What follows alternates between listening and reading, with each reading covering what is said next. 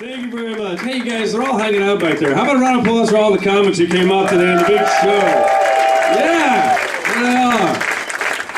we love that they brought a festival here. I love comedy fans because you guys are the best fans on the planet because you're discerning. You just don't roll over. You guys have opinions. You laugh at what you like. You don't laugh at what you don't like. You force us to get it right.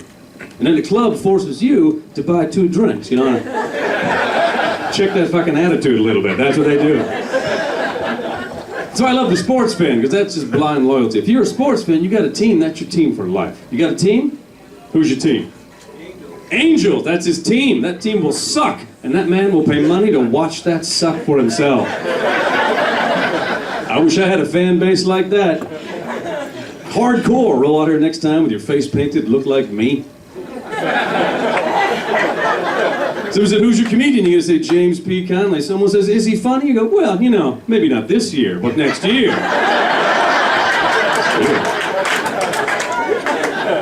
So before I did this, I used to be in the Marine Corps. That was my job before I did this. And, you know, people look at me now and they go, look, man, don't take this the wrong way. But you don't look anything like a Marine.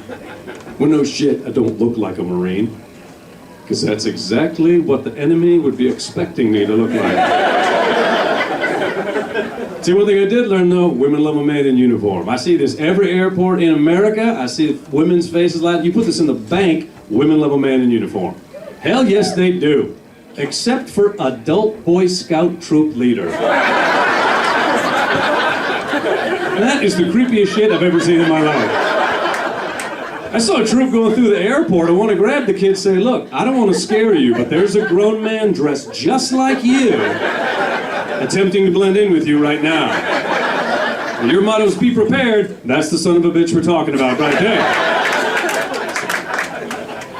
I love my uniform, man. I was proud. I went to college on a Marine Corps scholarship, too. The Marine Corps was my student loan. So when I hear recent college grads go, oh, my student loans are killing me, my student loan actually tried to kill me. The amazing thing is, I went to Harvard. The Marine Corps paid for Harvard University. Now, I appreciate the woo. I'm not bragging. If you think I'm bragging, let's just take a moment and let's just quickly review the trajectory of my life.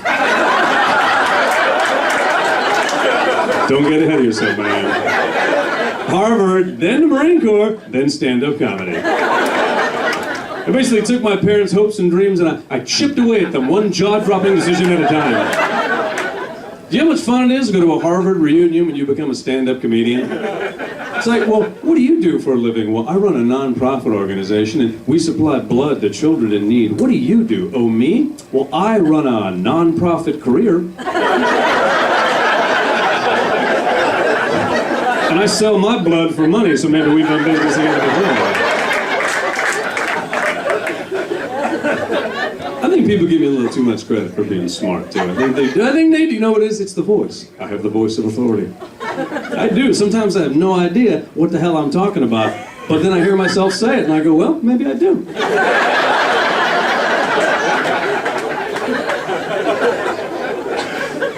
So, I'm not all narcissistic, just so you know. I gave blood recently, haven't done that in a while. I gave blood. If you haven't done it, tap a vein, people need it.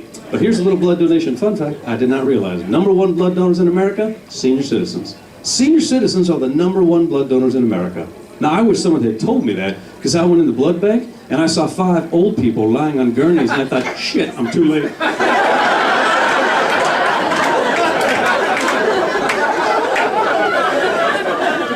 And if you want to give blood, though, be prepared to unveil your entire sexual history, because that's what the blood people want to know. They want to know where you've been, young man. Have you had sex with people? How many people? Have you been to a foreign country? Did you have sex with people in that country? Did you have a sexually transmitted disease? I was like, not anymore.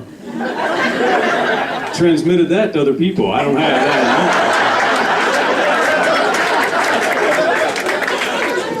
anymore. Question 17. Have you ever had sex for money before 1977?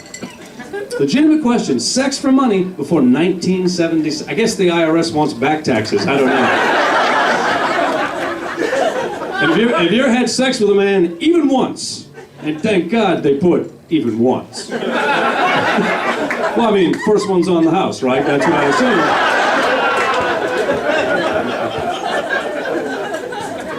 Just trying to set a good example.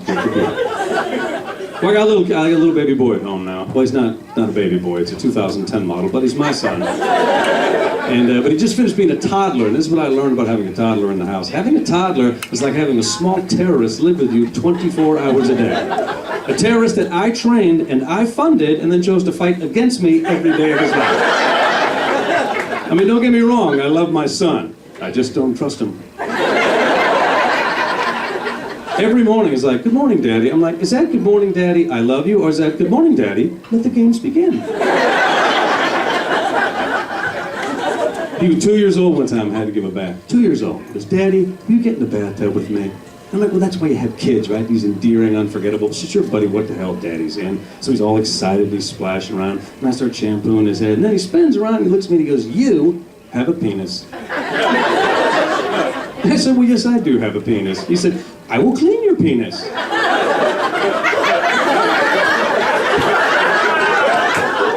And I'm thinking, and I will have to call foster care.